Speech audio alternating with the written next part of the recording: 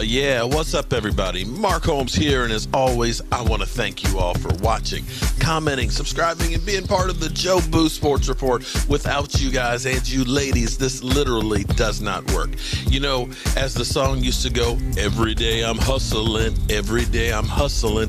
If you've been tuning in and watching this studio out here that we've been building come to life, every day it seems like there's a few more changes and looks and all that, and hopefully I will have this thing down to perfection for the draft party. I can't wait to have my man DMV.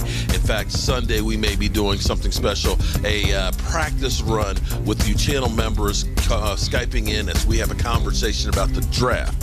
So, you know, as much as I love the beat, my man Ron Oliver, man, you hooked me up, man. This has got just the right flavor for us here. Now, Stuart Morrison said that you can't really hear me over the music, but I hope I got the balance right. I will work on it and get it together. So let's get to the details of what's going on.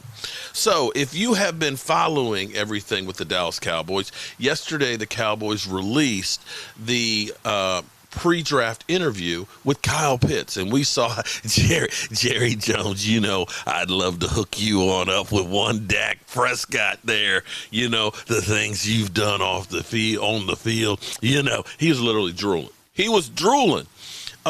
But the interesting thing, and see, here's my point, okay? You know, if you have to learn to read between the lines on things, okay? Because sometimes you'll get a little more information when you're focused in on one thing. There's other stuff in that you have to get a hold of. And sometimes what they do is they pick you in, bring you in to pick your brains. You know, when they hire a new coach, they bring in other guys for interviews. They pick their brains and try and get out a little bit of information and things that they can use to help their team. And one of the things that they asked Kyle Pitts was, who was the toughest guy to go against? And he said, without question, it was Jaycee Horn. And so in my mind, I think the Cowboys are looking at this, and when you kind of follow the breadcrumbs of Stephen Jones, who said today that there's about 14, 15 guys that are worthy of being drafted in the top 10, they're telling you basically that there's a lot of guys that are good, but we're going to get one of these guys that should be of value at with the 10th pick that could go anywhere in there, especially with possibly 5 quarterbacks going in the top 10. And so they're basically saying, we don't have to be stuck on just one guy. Now, a lot of people have been thinking, before a while, we've been talking about Patrick Surtain, but I think that a lot of people believe that Jaycee Horn is actually the better player. And so as we go through, I want to play the interview that they had with Jaycee Horn, just like they had with Kyle Pitts. Great to see you again. Saw you at the Pro Day. What we're going to do here today is we're going to introduce you to a few folks, get to learn about you. Sure have a lot of respect. Want to congratulate you on getting to this point. Certainly you're playing a spot where we have a big need. So look forward to hearing all about you. I'll let these coaches and scouts get with you. Who's the best corner in this draft and why? I feel like I'm the best corner in the draft, hands down. When I look at all the corners, I feel like the top of the top is me and Pat Surtain at Alabama. I feel like he's a great player. I learned a lot from watching his film. But I think what separates us ultimately is just the way we compete, the way I compete, and the way he plays. And I feel like it's like a night and day difference when you turn on the tape. Why do you play wide receiver?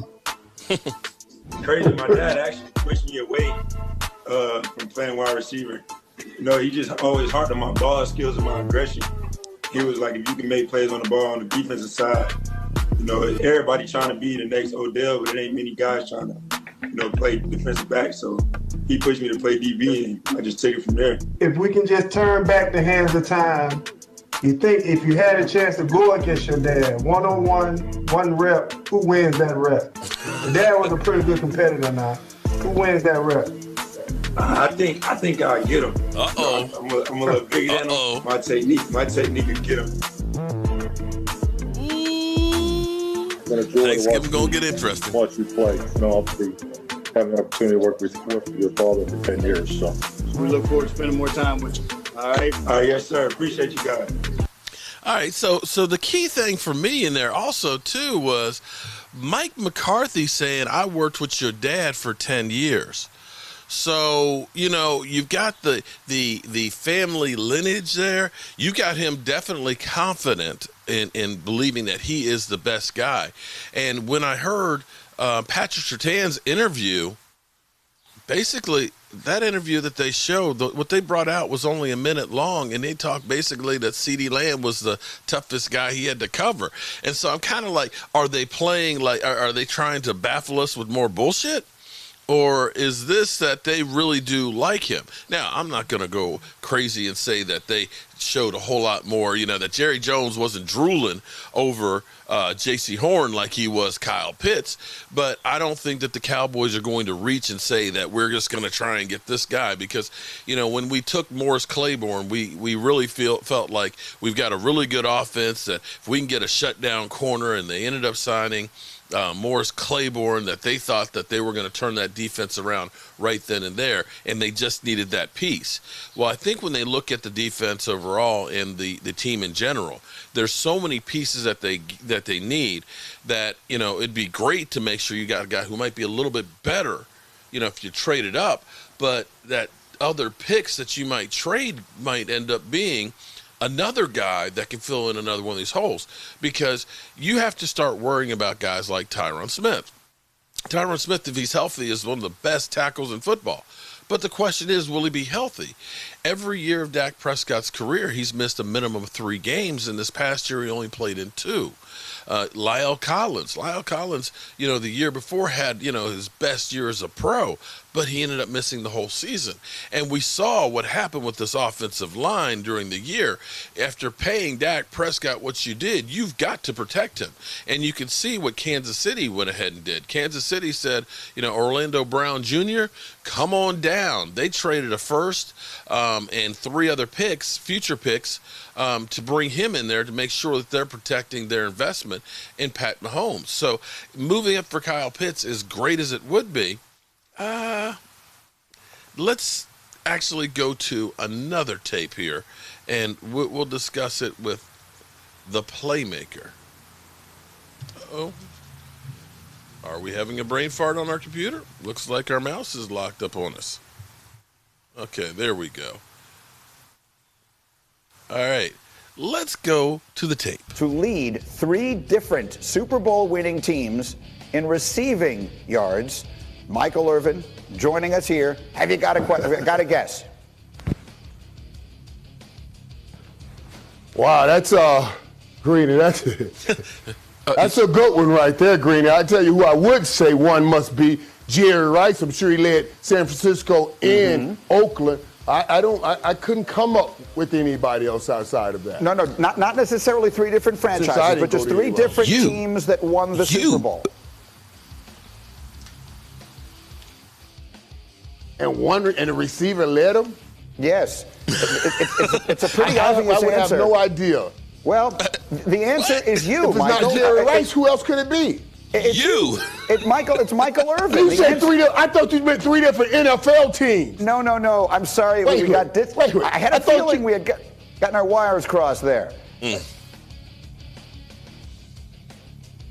We have quite a delay working here, but we'll do the best we can. Jerry Rice and Michael Irvin are the only 2. Teams. Yeah. Michael Irvin joins us here. Sorry that we had that little miscommunication. There's our old friend Michael Irvin, who was part of NFL Network's broadcast of the NFL Draft. They'll be the next Thursday, as we will, and we're looking forward to that. All right, Michael. So I want you to hear what Jerry Jones said to Kyle Pitts the other day when the 2 of them were talking on this virtual telecast here thing. I want you to hear what Jerry had to say to Kyle Pitts. Let's play that.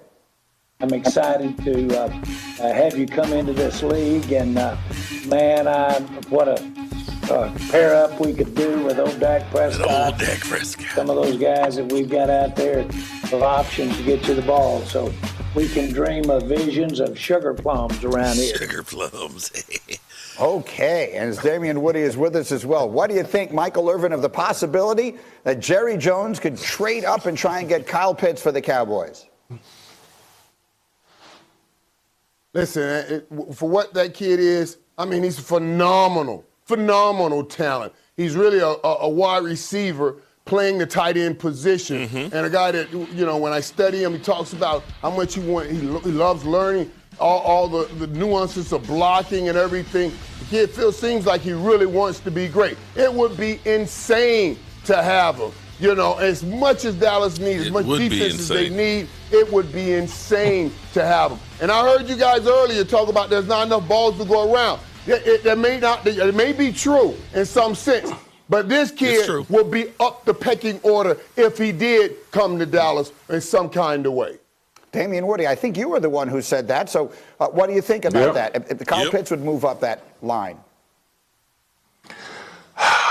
Green, I mean, listen, Dak, you just paid Dak Prescott $40 million a year.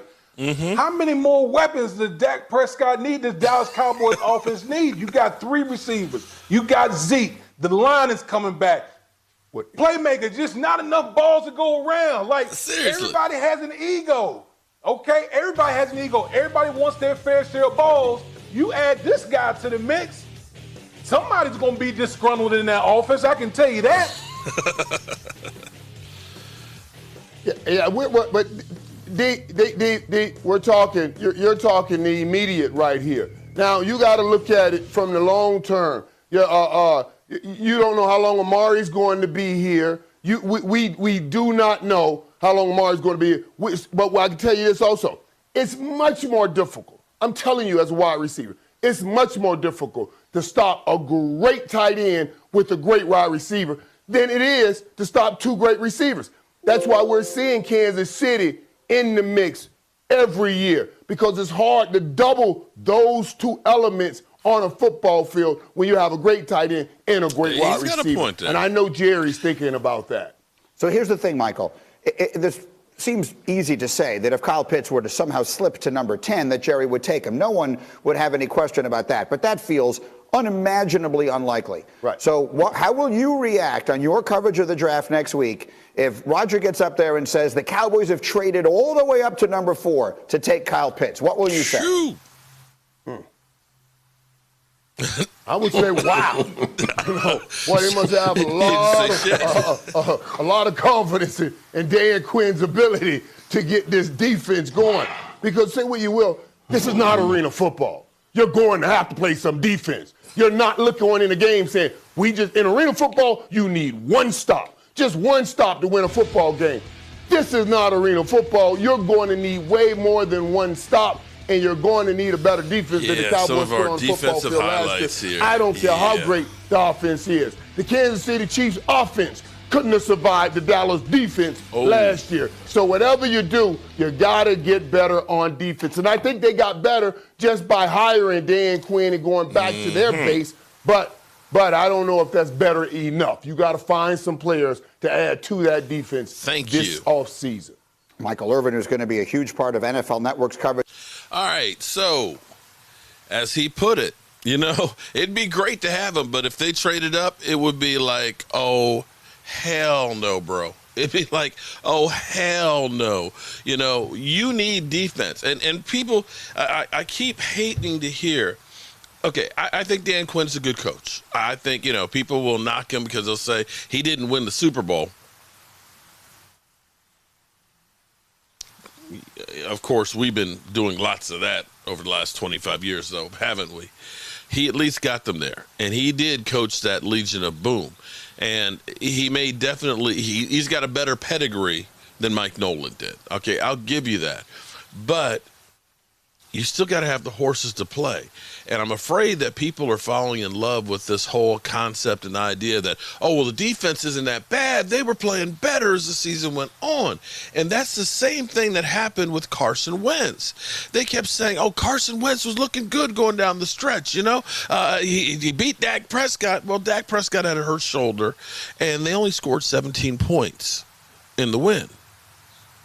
In fact, I think Carson Wentz I think their offense only scored 26 points in 2 games against the Cowboys.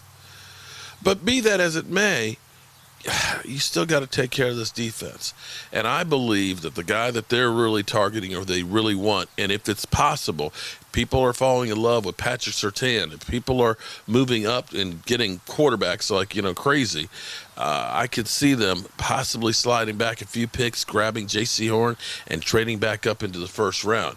If you did something like that and got my guy Ballmore, oh, my God, I'm telling you, the defense would be a whole lot better. But we'll see what the Cowboys do. Doesn't matter what I think or Mel Kiper or Todd McShay or any of those guys think. The only thing that matters is what does Jerry, Steven, and Will McClay think. And as always, guys, I appreciate you being here. And, boy, it is time to – you know what time it is. You know what time it is. It's time to get up on out of here. Mark Holmes here, and as always, I want to thank you all for watching, commenting, subscribing, and being part of the Joe Boo Sports Report. Woo!